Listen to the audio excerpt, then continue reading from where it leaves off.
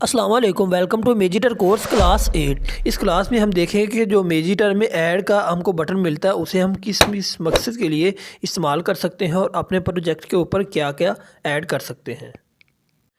इमेजिटर में new project को open करने के बाद आपको ऐड का टूल मिलता है और उस ऐड के टूल को यूज़ करते हुए हम अपनी दीगर प्रोसेसिंग्स करते हैं। हमें कोई इमेज ऐड करनी है, कोई टेक्स्ट ऐड करना है, कोई सिंपल ऐड करनी है और या हमें कोई फ़ोटो गैलरी से इंपोर्ट करनी है।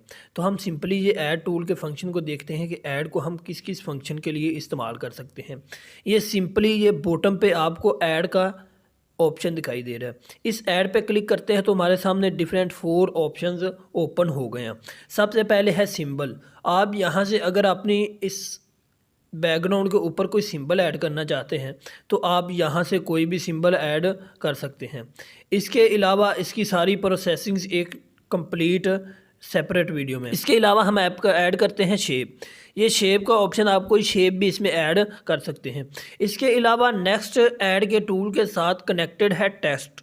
अगर आपको कोई टेक्स्ट ऐड करना है तो आपको पहले ऐड पे क्लिक करना पड़ेगा और फिर आप टेक्स्ट ऐड कर सकते हैं। इसके अलावा यह है इमेज।